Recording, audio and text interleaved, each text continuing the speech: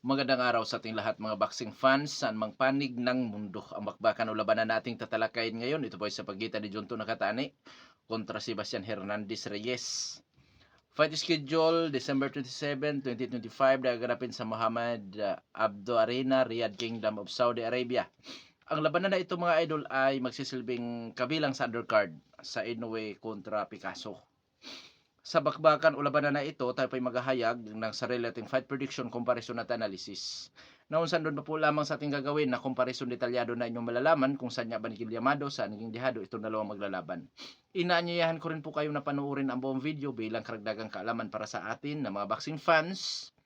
At marami rin po kayo makukuha ng mga basihan na posibleng makapagbibigay influensya sa inyo, lalo na pagdating po sa inyong magiging desisyon kung sino ang inyong papaboran o kung sino ang inyong pipiliin. Dito ba kayo kay Junto Nakatani o sa kanyang makatunggali na si Sebastian Hernandez Reyes? Bagamat ang Sports PH po ay naghayag ng prediksyon, mga idols na sa inyo pa rin po ang huling desisyon. Bago naman natin ito simulan, para po sa mga boxing fans na bago pa po lamang napadpad dito sa ating munting channel, inanyayahan ko po kayo na sana suportahan po niyo sa pamamagitan po ng pag-subscribe, like, and share. At para po sa mga boxing fans na walang sawa na sumuporta, sumubaybay dito sa ating munting channel, taos puso po ako nagpapasalamat sa inyong lahat. Wala po ang Sports PH kung wala rin po kayo mga idols. Kaya naman ho, hindi na natin ito patagalin pat simulan na natin ang ating talakayan. Alamin muna natin ang mga background dito sa magkabilang panig dahil yan po ang ating gagamiting referensya sa ating gagawing comparison mamaya-maya. So unahin natin sa panig nitong si Sebastian Hernandez Reyes. Bilang sa professional boxer, si Reyes pa ay may presipong kartada, 20 wins, with 18 wins coming by way of knockout, undefeated. May edad lamang ito na 25 anyos at ang height 5 foot and 9 inches, na may reach na 65 inches orthodox ang stance, knockout ratio 90%. Last fight, October 10, 2025, nakasagupan nito si Asat Habanesian. Panalo bayo na most decision si Sebastian Hernandez Reyes. Eksperyensya, karanasan itong si Reyes. Sinuri ko po mga idol kung ito ba'y dating lumalaban sa Olimpiko o amateur, walang piho. O walang piho siya na ano. So, diretso na tayo sa kanyang karanasan bilang isang professional boxer. Mga idol, ang pinakamatindi na kalaban pa po lamang nito ay ang katulad ni Asat Habanesian na bukod sa veterano, dating world title contender. Karagdagan sila si Kevin Luis Munoz na may 18 entry, 18 wins with 3 losses, si Noy Robles Salas na may 27 and 2. Skills itong si Sebastian Hernandez Reyes. Mga idol, boxer puncher ito. Pressure, defensive, brawler, counter puncher style. Malimit natin makikita ito sa pressure fighter style, brawler style. Dahil po itong si Sebastian Hernandez Reyes ay may pagka-agresibo, volume puncher, power, timing at accuracy. Sa depensa, average. May mga openings ito na kung sa delikadong masamantala, lalo na sa panahon na ito po ay nasa opensa. Bukas po ang kanya depensa, delikado ma-counter. Ganun pa man, masasabi ko rin may tibay ito kasi nga marunong din tumanggap ng suntok ang boksingirong ito, itong si Sebastian Hernandez Reyes. Lamang, sa laban niya kay Junto Nakatani, dito po talaga masusubok kung gaano siya katibay. Dahil alam naman natin na si Junto Nakatani po ay isang knockout artist din. Oo. So ngayon sa panig naman ni Junto Nakatani bilang isang professional boxer, may impresibong kartada naman ang Japanese fighter. 31 wins with 24 wins coming by way of knockout, undefeated. May dadabati siya anyos at ang height 5 foot and 8 inches na may reach na 68 and a half inches. South po naman ang stance na may knockout ratio 77.42%. Last fight June 8, 2025. Unification title bout sa IBF WBC kontra Ryusuke Nishida na kanyang kababayan. Panalo by 6 round per technical decision itong si Junto Nakatani. Eksperyensya o karanasan ni Junto Nakatani, dating 3 division world champion. Nag-world champion sa flyweight, super flyweight at bantamweight division. Excuse me po. Sino-sino ang mga nakasagupa ni Junto Nakatani? Katulad ni Ryusuke Nishida, Alexandro Santiago, David Cuellar. Additional na rin natin si Vincent Astrolabio, mga idols. Skills, boxer puncher din po ito si Junto Nakatani. Pressure, defensive, roller, counter puncher style. Timing, power, accuracy, mayroon kay Junto Nakatani.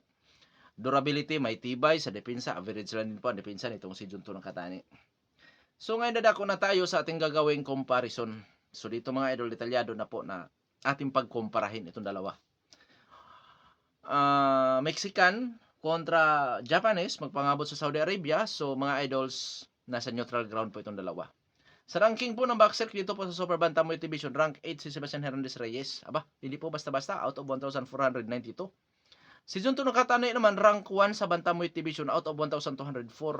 Ibig sabihin, for the first time mapapalaban si Junto Nakatani sa Super Bantamweight Division. Ibig sabihin din po dyan, disadvantage yan ni Junto Nakatani dahil hindi pa natin nakikita kung madala ba ni Junto ang kanyang tibay, madala ba niya ang kanyang buong galawan, ang kanyang power dito sa Super Bantamweight Division. Pero sa tingin ko, dala po kasi bata pa naman itong mga idols. Sa ranking naman ng boxing scene sa 4 major title belts, Super Bantamweight Division, dahil pinagbibitawan na nga po ni Junto Nakatani ang kanyang IBF at WBC, yung nasa Bantamweight Division, mga idol, na mga titulo. So, dito sa boxing scene, sa 4 major title belts, sa IBF rank 3 si Junto Nakatani, rank 12 si Sebastian Hernandez. Sa WBA, WBC, WBO, rank 1 si Junto Nakatani. Sa WBO, rank 11 si Sebastian Hernandez Reyes.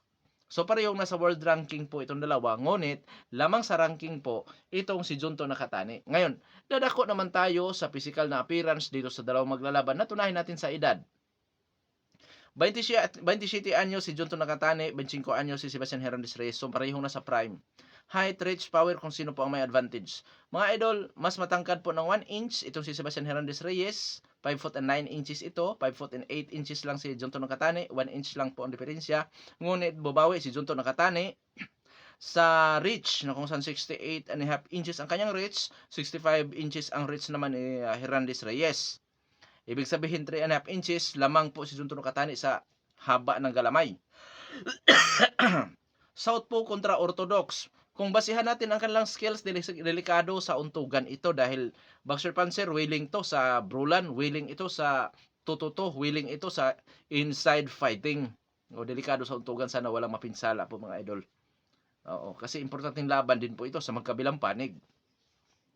Sa knockout ratio, 77% knockout ratio ni Junto Nakatani, 90% knockout ratio ni Sebastian Hernandez Reyes. So mga idol, parehong power puncher o parehong knockout artist ito, pero nandito tayo sa comparison, lamang po sa knockout ratio o sa power si Sebastian Hernandez Reyes. Experience naman, bumawi si Junto Nakatani. Kasi for the first time, mapapalaban si Sebastian Hernandez Reyes sa katulad na dekalibre o dekalikidad na katulad ditong si Junto Nakatani na naging 3 Division World Champion. Oo. So lamang sa experience si Junto Nakatani, kahit sa uri na nakalaban lamang po si Junto Nakatani sa narating sa boxing lamang si Junto Nakatani. So 60-40 sa experience po mga idols. Pero sabi ko nga kanina yung division dahil first time ito si Junto, yun ang major talaga na problema ni Junto. Kung madala ba niya yung kanyang tibay, power o yung buong galawan. Skills para boxer puncher. Timing, power si Junto Nakatani, volume puncher, aggressive boxer itong si Sebastian Hernandez Reyes. So hindi po ito magiging madali para sa akin. Lalo sa para sa akin hindi ito madali para kay Junto Nakatani kasi volume puncher, power puncher itong si knockout artist itong si Sebastian Hernandez Reyes. At natural po ito sa timbang talaga. Oo. So yung sa tingin ko dito sa panig ni Junto Nakatani yung pag-counter, pag matimingan niya ang opening si Sebastian Hernandez, may kalalagyan din po dahil power puncher itong si Junto Nakatani. So sino Yamado kaya dong sports? Para sa akin po mga idol, Yamado pa rin si Junto Nakatani pero hindi po ganun kalayo kasi kung inyong napapansin sa physical na appearance, sa ranking po, hindi po napag-iwanan itong si Sebastian Hernandez Reyes. So 55-45 in favor of Junto Nakatani po mga idols sa ating ginagawang comparison. So ngayon, dadako naman tayo sa prediction sa laban. Junto Nakatani by knockout, knockout 1-9. Dahil kinakailangan po na i-knockout yan ni Junto Nakatani. Dahil po kung sakaling makakayanan ni Sebastian Hernandez Reyes ang mga pamatay na suntok nitong si Junto Nakatani, bagamat pabor pa rin ako kay Junto Nakatani by unanimous decision or split decision, pero matinding trabaho po yan. Dahil volume puncher, power puncher itong kanyang katunggali. Pasensya na po, inubo ako. Kaya mga idol, delikado din si Junto Nakatani kung mauwi sa scorecard ito. Dahil volume puncher tapos knockout artist pa itong kanyang katunggali. Oo, kaya kailangan ni Junto ang knockout win para dito sa laban na ito mga idol kung nais na makapayo sa panalo. Dahil kung sa puntusan, sabi ko nga sa inyo, volume puncher, aggressive boxer itong si Sebastian Hernandez Reyes. Nga kung saan volume puncher, may power pa, hindi to basta-basta maiiwanan pagdating po sa puntusan. Oo. Kaya delikado si Junto dito kung mauwi sa 12 rounds. Pero pabor pa rin ako kay Junto, syempre mga idols. Ngayon, dahil pumabor nga ako kay Junto Nakatani, nakautan o puntusan. Sa panig naman ni Sebastian Hernandez Reyes, mga idols, dahil may tibay din naman kahit papaano itong si Junto Nakatani. Kung mananalo itong si Sebastian Hernandez Reyes, baka yun na most decision, split decision. At given din sa panig nitong si Sebastian Hernandez Reyes, ang manalo by knockout, technical knockout, late rounds. Kung 12 rounds ito, 10 to 12. Posibleng ma-overwhelm din itong si Junto Nakatani dyan mga idol, na kung saan pwedeng kapusin si Junto Nakatani sa hangin dyan dahil sa sobrang agresibo, volume puncher itong kanyang katunggali mga idol doon sa mga late rounds. Kumbaga stoppage ang nagiging delikado si Junto Nakatani dyan sa laban na yun mga idols. Oo. Kaya abangan natin dahil matinding bakbakan po talaga ito, ma-action ito mga idol kasi kung titignan natin ang galaw nitong si Sebastian Hernandez Reyes, boxer puncher, agresibo, volume puncher, power. Kaya dito talaga magkasubukan tong dalawa ngayon mga idol. Ngayong December 27 doon po sa Kingdom of Saudi Arabia. Kaya abangan natin at suportahan din po natin ang Asian Boxing. Oo. Asian Boxing.